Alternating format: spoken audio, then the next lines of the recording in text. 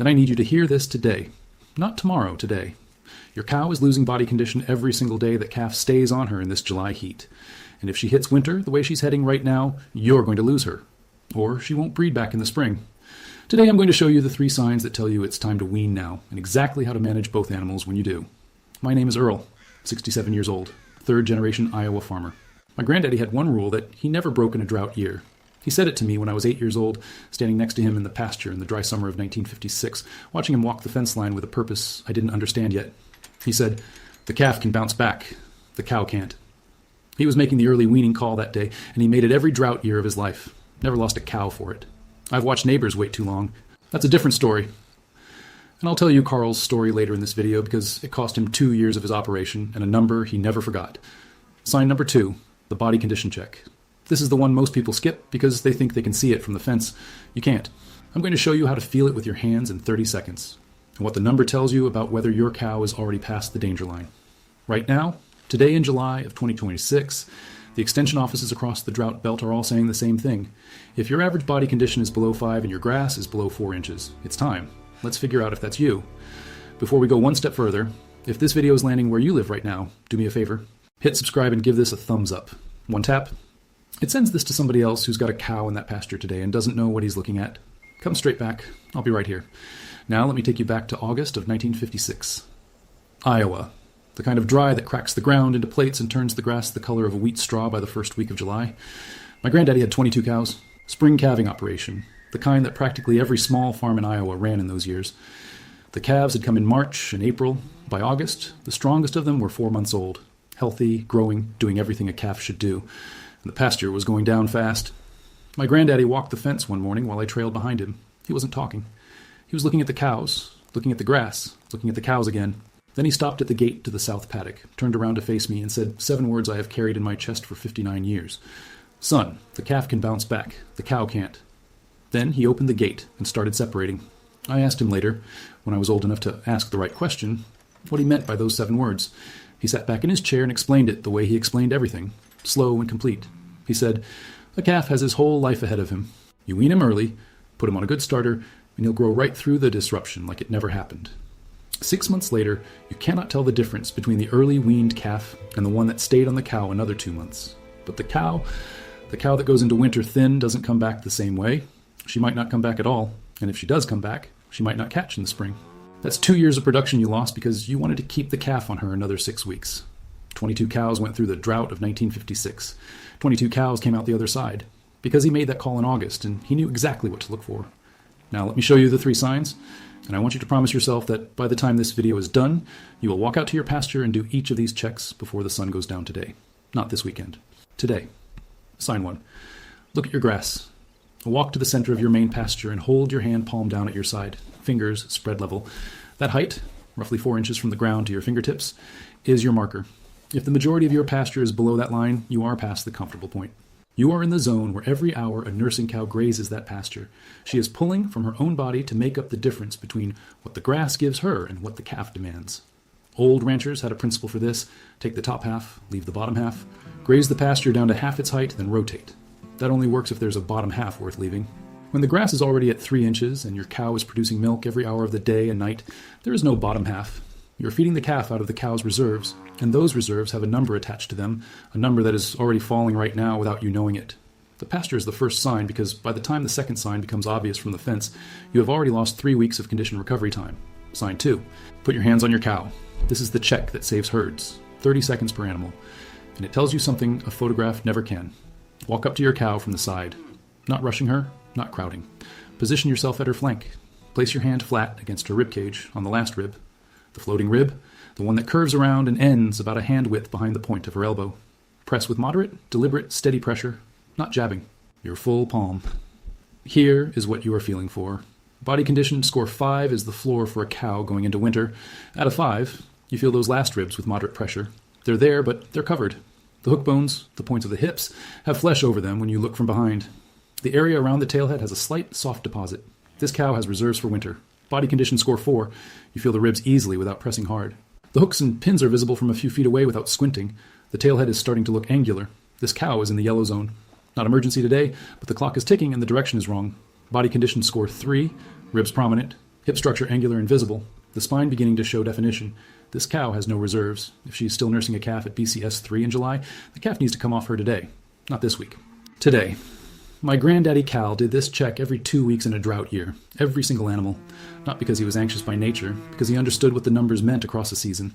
A cow loses approximately 1/10 of a body condition unit every 2 weeks while nursing in poor pasture conditions. 1/10 every 2 weeks. That sounds small. Run it across a 16-week summer and you lose more than a full BCS unit from July to November without seeing anything dramatic on any given morning. The cow looks mostly fine on Monday, mostly fine on Friday, mostly fine in August. Then November arrives, and she isn't. That is the trap that cost Carl everything. Carl had a farm right next to mine. Good man. Careful with his animals. In the drought of 2012, he didn't want to pull the calves early. Kept telling himself the rain was coming. Kept looking at his cows and saying they seemed okay. They were upright. They were eating. What he wasn't doing was the hand check. What he wasn't doing was running the numbers. By the time he weaned in mid-September, his cows were going into winter below BCS 4, below the floor. He lost 2 cows that winter, animals he had raised from calves, animals with names. The ones that survived came out of winter in such poor condition that breeding season in the spring of 2013 was disrupted. His calf crop was 30% smaller than it should have been. 2 years of reduced production, not because he did anything wrong in November or December, but because he didn't make a decision in August. When he came to see me after that second spring, he asked what he had done wrong. I pulled out my phone and showed him a photo I had taken of his cows in August of 2012 when I drove past his property. I had stopped because something looked off to me from the road. The photo showed 3 cows with visible rib structure from the road. I said, "Carl, your cows told you in August. You just didn't know how to read what they were saying." He was quiet for a long moment. Then he said, "Show me how." That 30-second hand check. That is how. Sign 3, the breeding clock. This is the sign that makes the urgency concrete if the first 2 haven't fully landed yet. Because this one is about math that runs whether you're paying attention to it or not. A cow needs to conceive within 80 to 85 days after calving to maintain a 12-month calving interval. That is the number the whole system depends on. Spring calving cows that came in March and April, that conception window opened in June. For the majority of those cows, the ideal window is already behind us. A cow that is still nursing a calf in late July, especially in drought conditions when her nutritional status is declining daily, is significantly less likely to cycle back into estrus than a cow that has been dried off and allowed to recover. When resources are short, the body makes choices. Reproduction is not the first priority. Survival is. The milk factory runs. The reproductive system waits. Every week, you delay weaning past that natural window is a week that calf is pulling resources away from the cow's ability to cycle. And once you miss a cycle, once that conception window closes and she doesn't catch, you have a cow that doesn't calf next spring. A cow that doesn't calf next spring costs you everything she eats from November through the following summer without producing anything in return. In this market, with feeder cattle at historic highs, a quality cow-calf pair represents $3,000 or more in annual production value. That number is on the table every week. The Bizarro stays on. 3 signs. Pasture below 4 inches. Hand check below BCS 5. Breeding clock past 80 days without confirmed conception. Any 2 of those, the window is open, and you should be making plans. All 3, the call is today. Now, and I know what some of you are feeling right now because I felt it too the first time my granddaddy asked me to help separate calves in August. You looked at that calf when it was born. You checked on it in the cold April mornings. You watched it find its legs. Pulling it now feels like something is being taken away too soon. I want you to hear what my granddaddy told me this summer. I finally understood what he was doing. He said, "Earl, this isn't giving up on the calf. This is giving the calf a chance to grow without taking it from the cow. The calf goes on to good feed. The cow recovers what she's lost. Come spring, both of them are where they need to be. You're not choosing between them. You're making sure neither one pays the price of waiting. That is the truth of early weaning done right. You are not sacrificing the calf. You are redirecting how the calf gets its nutrition, from the cow's body to a managed feeding program that the calf's rumen, at 90 days or older, is ready to handle. Everything my granddaddy figured out about drought herd management, the body conditions scoring guide, the timing charts by calving date, the calf starter protocol by age of weaning, the breeding window calculations. All of it is written down in the bundle Margaret and I put together. 10 ebooks, over 100 methods this family figured out across 50 years of Iowa summers. The herd management section has the complete BCS scoring guide with hand positions for every level and the drought decision calendar month by month. The link is right below this video, right under the subscribe button. Come back for that when the video is done. Right now, let's get to the calf. Here is the 5-step system for managing a calf that comes off the cow early. Follow this, and the transition will be smooth, not painless, but manageable, and your calf will come through it without lasting setback. Step 1, complete separation. This is the step people try to soften and then wonder why it isn't working. Not adjacent pens where they can see each other through the fence, not a paddock away. A calf that can hear his mother will not eat. His attention is entirely on getting back to her. You need them out of earshot. Different side of the barn, different field, far enough that neither one can hear the other calling. By day 3 or 4, both animals have settled. The vocalization stops. The adaptation begins. The hardest part of this step is the first 48 hours for you, not for them. Step 2, the starter.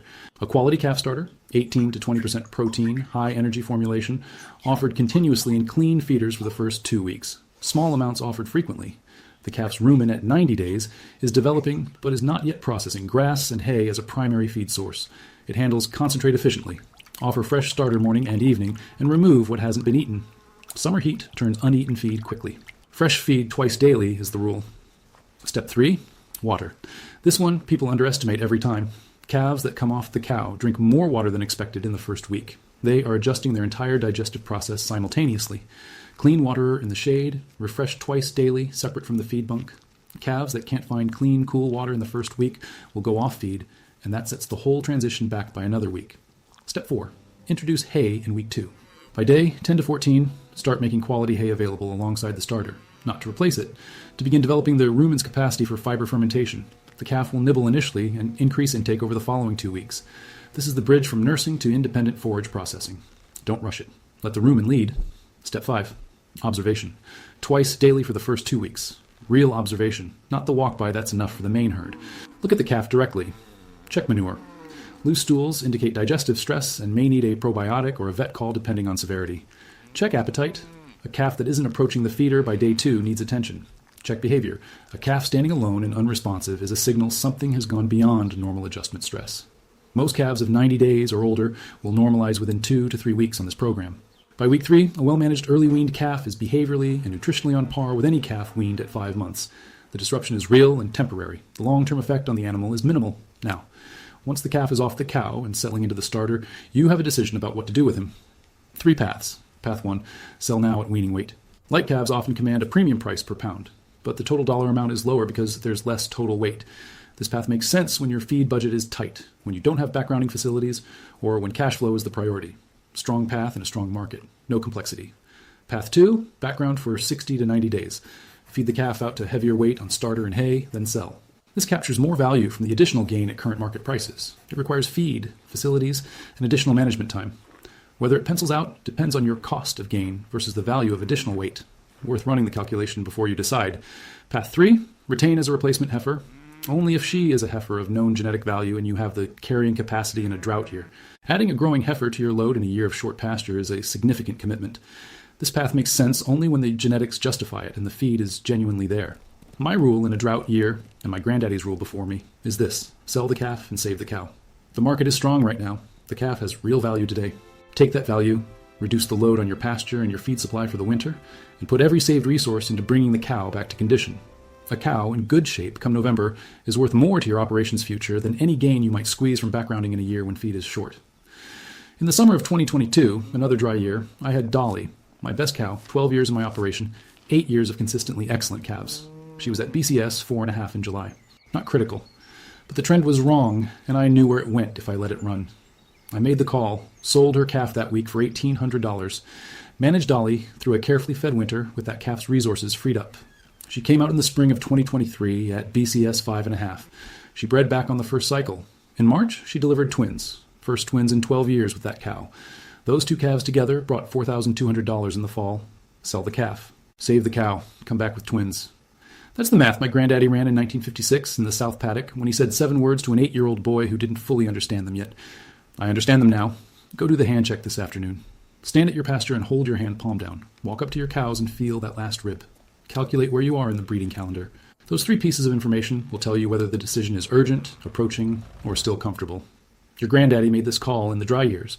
The ranchers who knew these signs made it in 1956, in 1988, in 2012. The ones who didn't know the signs waited, and they paid the price across 2 full production cycles. Now you know the signs. The call is yours to make. Everything in this video, the full BCS scoring guide, the hand check positions for every score, the calf starter protocol by age, the breeding window calendar by calving date, and the complete drought decision tree, is in the bundle Margaret and I put together. 10 ebooks. Everything this family figured out so it doesn't die with us. Link is right under the subscribe button. The calf can bounce back, friend. Make sure your cow does too. That's the whole thing. 7 words from August of 1956. Still true today. Always will be. Subscribe. Thumbs up. Go do that hand check before the light's gone. And before you close this, If you've got a manure pile behind your barn that you've been treating as a fly problem and a chore, the video I put out last week will change the way you look at it completely. In 2008, my neighbor Helen walked up to my pile, looked at it for 30 seconds, and told me I'd been throwing away $400 a month for 12 years. The aerobic composting system she showed me, the same process that generates heat of 130 to 160 degrees in the core, kills every single fly larva in that pile in 3 days. Your fly factory becomes your fly control and your income stream at the same time. My first check from the nursery in Cedar Rapids came 90 days after Helen showed me how. $280. That video is right here. Watch it next. Your cow is in that pasture right now. Go read what she's telling you.